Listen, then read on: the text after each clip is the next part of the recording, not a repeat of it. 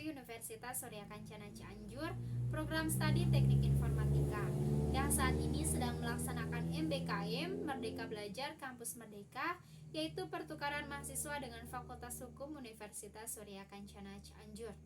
Di video kali ini saya akan mereview jurnal yang bersangkutan dengan mata kuliah Hukum Pidana Lanjut yang diampu oleh Ibu Profesor Dr. Hajah Heni Nuraini SHMH beserta asistennya Bapak Dr. M. Rendi Aridayandi SHMH. Judul jurnalnya yaitu Sifat Melawan Hukum Material dalam Perbuatan Pidana Penanganan Bencana Non-Alam, yaitu COVID-19, oleh Teresia, Fakultas Hukum Universitas Batanghari Jambi.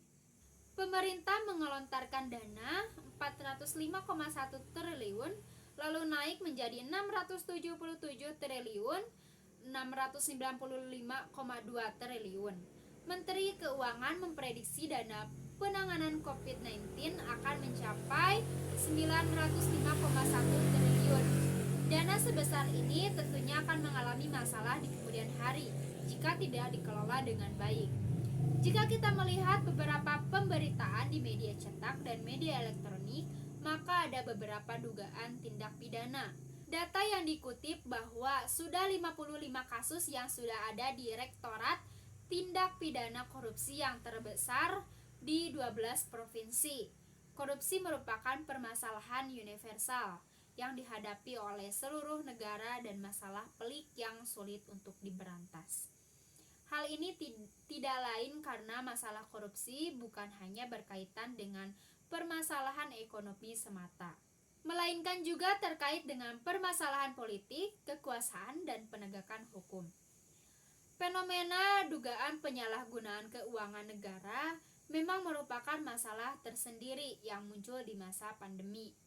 Undang-Undang Nomor 2 Tahun 2020 tentang Penetapan Peraturan Pemerintah pengganti Undang-Undang Nomor 1 Tahun 2020 tentang Kebijakan Keuangan Negara dan atau dalam rangka menghadapi ancaman yang membahayakan perekonomian nasional atau stabilitas sistem keuangan menjadi undang-undang. Pada pasal 27 Undang-Undang Nomor 2 Tahun 2020 kembali digugat oleh beberapa lapisan masyarakat pasca penetapan Dewan Perwakilan Rakyat. Mereka menganggap bahwa pasal 27 Undang-Undang Nomor 2 Tahun 2020 berbahaya karena menimbulkan hak imunitas terhadap pemerintah atau lembaga anggota Komite Stabilitas Sistem Keuangan atau KSSK. KSSK terdiri dari Menteri Keuangan, Gubernur Bank Indonesia, Ketua Dewan Komisioner Otoritas Jasa Keuangan, kemudian Ketua Dewan Komisioner Otoritas Lembaga Penjamin Simpanan.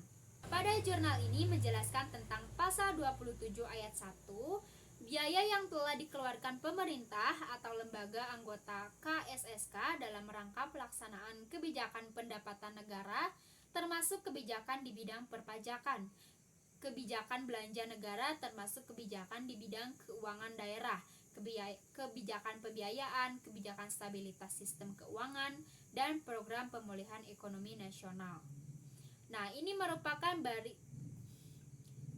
merupakan bagian dari biaya ekonomi untuk penyelamatan perekonomian dari krisis dan bukan merupakan kerugian negara.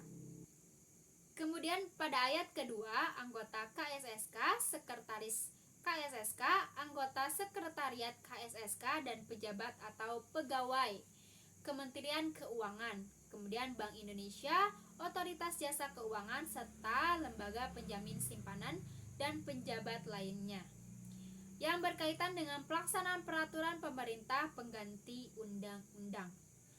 Kemudian pada ayat ketiga, segala tindakan termasuk keputusan yang diambil berdasarkan peraturan pemerintah pengganti undang-undang ini bukan merupakan objek gugatan yang dapat diajukan kepada Peradilan Tata Usaha Negara.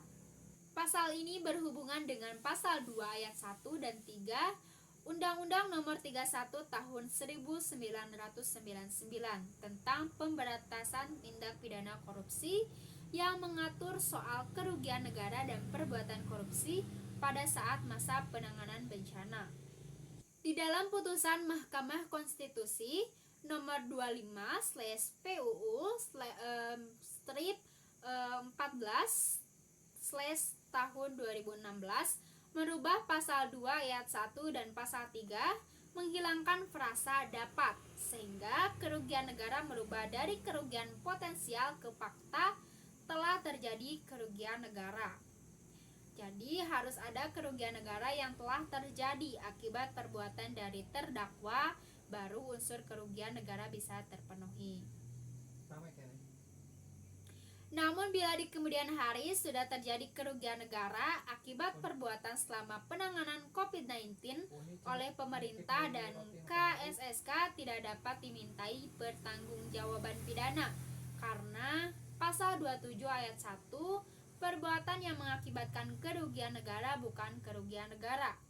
Kemudian pasal 27 mengandung sifat melawan hukum material. Kita mengetahui bahwa ada dua sifat melawan hukum, yaitu melawan hukum formil dan sifat melawan hukum material. Ajaran sifat melawan hukum material berpandangan bahwa sifat melawan hukumnya suatu perbuatan tidak hanya didasarkan pada peraturan tertulis saja atau hukum tertulis, tetapi didasarkan juga pada asas-asas hukum yang tidak tertulis. Nah, itu berarti perbuatan yang bertentangan dengan nilai-nilai yang hidup di dalam masyarakat, yaitu kesusilaan, nilai kepatuhan, nilai moral, dan nilai agama. Pada pasal 27 harus dilihat secara keseluruhan. Ayat 1 sangat berhubungan dengan ayat 2. Pasal 27 ayat 2 Peraturan Pemerintah Pengganti Undang-Undang Nomor 1 Tahun 2020 adalah mengingatkan pengambil kebijakan agar tetap menggunakan itikat baik dan sesuai dengan peraturan perundang-undangan agar tidak dituntut pidana. Melawan hukum material dalam penanganan bencana alam penting diterapkan untuk rasa keadilan. Walaupun ada putusan Mahkamah Konstitusi nomor 003/PUU-4 tahun 2006, hal ini sejalan dengan putusan Hogret tentang tukang kacamata. Namun jika perbuatan untuk keselamatan, kesejahteraan, dan kepentingan masyarakat banyak, tentunya tidak memenuhi melawan hukum material dalam fungsi negatif. Dan bila ada perbuatan hukum pidana yang tidak diatur dalam undang-undang, namun melawan hukum material dalam fungsi positif. Melawan hukum material adalah menjaga agar rasa keadilan itu tetap ada, bukan hanya corong undang-undang semata. Walaupun sudah ada putusan Mahkamah Konstitusi dan sudah melakukan amputasi terhadap sifat melawan hukum material. Namun dalam praktek peradilan masih ada hakim yang memutuskan suatu perkara pidana, tindak pidana korupsi dengan menerapkan melawan hukum material. Hakim bebas untuk menjatuhkan sebuah putusan dalam kebijakan hukum pidana. Ada salah satu kebijakan aplikatif. 12 hakim melakukan penemuan hukum, mencari dan menggali hukum yang berada di masyarakat atau living law. Hakim tidak boleh sebagai corong undang-undang, walaupun pasal 27 ayat 1 mengatakan bahwa bukan kerugian negara, namun jika terbukti telah terjadi kerugian negara, maka hakim harus menjatuhkan pidana terhadap perbuatan tindak pidana korupsi selama masa pandemi COVID-19. Jika kita melihat pasal 27 ayat 2, di situ pembuat undang-undang sudah mengingatkan pemerintah dan KSSK untuk dalam perbuatannya dalam menanggulangi COVID-19 harus ada itikat baik dan sesuai dengan ketentuan peraturan perundang-undangan. Nah, kalimat ini menunjukkan bahwa pembuat undang-undang telah memperingati agar tidak berbuat melawan hukum material.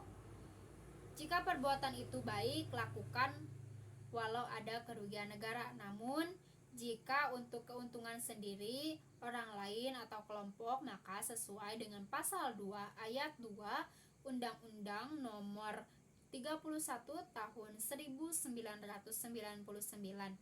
korupsi pada saat negara sedang mengalami bencana alam adalah hukuman mati.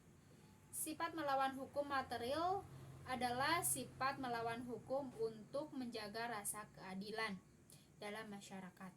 Dana yang begitu besar dalam penanganan COVID-19 ini dapat menimbulkan kerugian negara jika tidak dipergunakan secara baik. Walaupun ada pada pasal 27 Undang-Undang Nomor 2 Tahun 2020 yang melindungi pemerintah dan KSSK menurut penulis demi menjaga rasa keadilan, jika perbuatan tersebut merugikan negara dan tidak ada manfaatnya kepada pemerintah, walaupun undang-undang melakukan pengecualian perbuatan, tetapi hakim tetap harus membuat terobosan hukum dengan menjatuhkan pidana. Mungkin hanya itu saja yang bisa saya sampaikan. Mohon maaf bila ada kesalahan dalam penyampaian. Wabillahi taufiq wal hidayah. Wassalamualaikum warahmatullahi wabarakatuh.